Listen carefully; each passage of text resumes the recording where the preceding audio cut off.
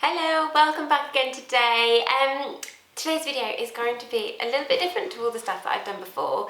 I wanted to do a little bit of another view on it. I have been in the industry for the last 10 years and I've seen a lot of things and I've seen a lot of couples worrying and stressing over so many details. And I've been thinking, how can I kind of offer something to help them with this? How can I de-stress people? How can I give examples of things that have happened on wedding days? But actually it hasn't mattered in the overall kind of grand scheme of things. So I'm going to start off with a new little series called Stories of a Wedding Planner. And each week on a Thursday, I'm going to bring you a different story of things that I've experienced in the industry and things I've done that may help you in seeing the big picture, not worrying so much about the little details, and hopefully providing a little bit of reassurance that you're not in this alone. Everyone has the same worries as you. Things do go wrong on wedding days, but in the grand scheme of things, they really don't matter. So we're going to start this week with a particular story regarding the weather, as this is something that none of us can control, and yeah, it's just one of these days that has always stuck in my mind. All the stories I'm going to give on here are with absolutely incredible couples. I've loved every single one of them, and this is nothing against any of them at all, and they will remain anonymous for all stories. But if we haven't met before, my name is Beth and I'm a professional wedding planner here in the UK, and this little channel is my wedding world, where each week I get to give you hints, tips, secrets and stories into the wedding industry to just make sure that your overall planning journey is enjoyable, easy and less stressful. So we're going to get straight on with the story today, and I really hope you enjoy hearing something a little bit different from me, and give me a thumbs up in the comments if you do enjoy this. Being in the wedding industry and being a professional kind of planner in my own business nowadays, I get asked a lot of questions from couples about worrying about little things for their wedding day, and also on the other side, a lot of people who are looking to become wedding planners in the future, and they want to ask questions about how I got into this and all this kind of stuff. And I always say, you need experience. There is no kind of traditional route to getting into wedding planning. There is no set, you go and study this, you do this, you get to that. It's more of a learn on the job, do a few different things and just pick it up along the way and learn. And that's kind of how I've got into it and how my experience has grown over the last 10 years. And being a wedding planner means you need to have so many tricks up your sleeve. You need to be the planner, you need to be the organizer, you need to be very good with administration and setting your own deadlines and being organised. But on top of that, on wedding days, you need to be a seamstress to deal with dresses that get broken. You need to be a DIYer when some of their projects fall apart, but the last thing you want to do is go and bother the couple about it. So you need to know how to kind of pull pieces together and do it.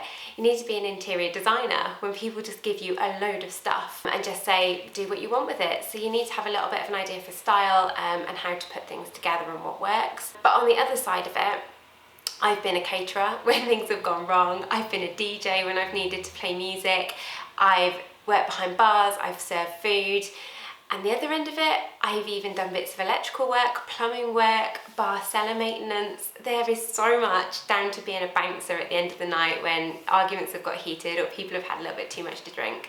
So there is just so much going into the wedding industry, and so much you need to be able to just deal with, think about on your feet. And as a couple, that's why you kind of employ us as suppliers and as planners, is because we've got this experience, and ideally you can just put your trust in us no matter what's going on. And that's kind of where today's story came from. And I'm going to go back a couple of years. I won't name anywhere I was working or what it was or any of the couples, but it was the worst weather I've ever seen. The floods were incredible. It was just madness. And we were even, the local town was on the news because of it. I've never seen water like it. And I'd come into work on the wedding day, like really early in the morning, because I knew it was just going to be one of those days where things weren't going to go to plan because of the weather situation. It was going to be a lot going on. My team were really struggling to get in because their routes into work were flooded, so everyone was running a little bit late behind. There was electrical problems because it was quite a rural location and the lights were flickering and just that sort of thing. So I'm kind of pottering around in the morning getting things organised. There was a couple of stuff I'd left for the couple the night before, they were leaving out for me, so I always like to go in and check that everything's done. Next thing I know, there is water pouring through the ceiling in one of the rooms, and I'm running around getting buckets and all of this. The bride doesn't have a clue what's going on at this stage. But I start to think, okay, if my team can't get in, then, you know, we need to check on suppliers and how everyone's looking for the day. So I get on the phone, start ringing around suppliers. All fine until I get to the car company. Now, this was an occasion on the wedding day where the couple were holding the reception with us and getting ready there, but they were travelling to a church to get married, and it was quite a distance. It was about half an hour away. So they booked gorgeous classic wedding cars to take them there. So I ring the company up and finally get through to them. Yeah, we're on our way. Then I start kind of getting more and more notifications. This road's blocked, well, we'll go around this way. Okay, this road is blocked, we can't get through because of the floods, we'll go around another way. And my heart is sitting here going, oh my God, they've got to, you know, get moving soon. The wedding's gonna start. And they're chatting to me and they go, okay, we can't get through any of these ways. So what do we do? And the only way round was up and over the top of a really steep mountain. 10 minutes after they started going up the mountain, I get the call, this poor car's clutch is burnt out because they've been trying to get up this hill, and those cars just weren't built for doing it. And the weather is awful, they're just not gonna make it to the wedding day. Okay, the bride has no car. This is really good. Okay, she leaves in 10 minutes, what are we gonna do? So I go upstairs, see the bride really calmly, have a chat with her, and to be fair, she just takes it in her stride, and she kind of looks at me. What are we gonna do? I'm gonna drive you. Okay, that's fine. I have a 4x4, I can do this. Keep the bride calm, I leave her to it, and then I run downstairs. I'm like, I have a sheepdog. At the time I was living on more of a farm, so more of a rustic location. So my car is covered in mud. The inside of my car is covered in dog hair. I have a cage up in the back. The bride doesn't need to see this. So I'm outside in the pouring rain, in the floods, kind of pulling my car apart, trying to get it clean, dusted, really nice for her to get into. Anyway, I managed to pull it together and I drive her to the wedding. It is absolutely fine, there's no problem. Thankfully I drive a 4x4, so the floods aren't so much of an issue for a bigger car. Leave her at the venue, she's got a lift back with someone else, so it's all fine, and I just race back. I get changed because I'm soaking by this stage because I've been running around outside. I get back, I get changed, and I'm out the door to greet her with a glass of champagne by the time she gets back with her new husband. But the reason I wanted to tell you this story is the bride remained calm through all of this. She didn't stress, she didn't worry. She just trusted in me that I could do it for her, that I was going to make it work and I wouldn't let her down. And in so many other occasions with people I've worked with, I could have seen that that situation would have been totally different. The bride would have freaked out. She would have panicked about how she was going to get to her wedding.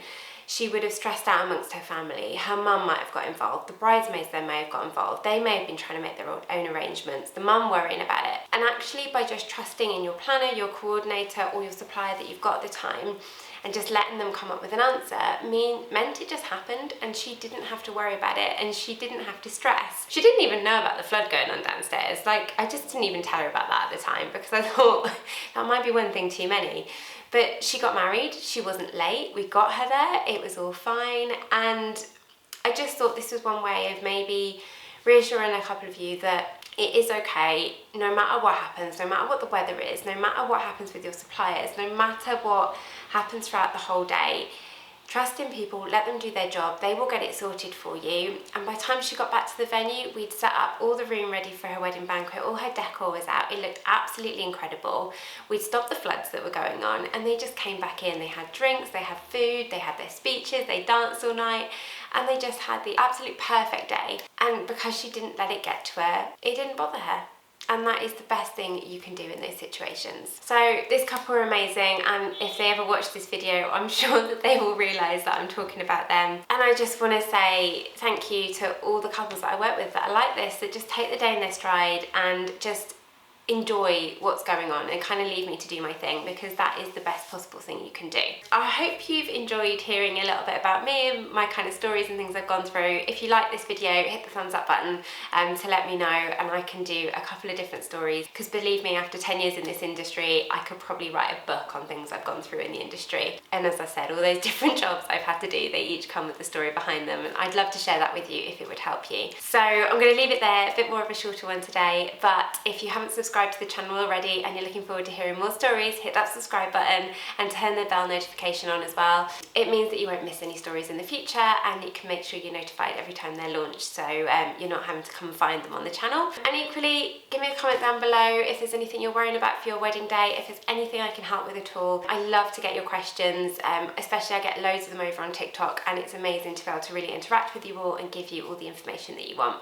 So we'll leave it there. Have a wonderful day or evening, whatever you're going to be doing, and I will see you in another video very, very soon. Bye!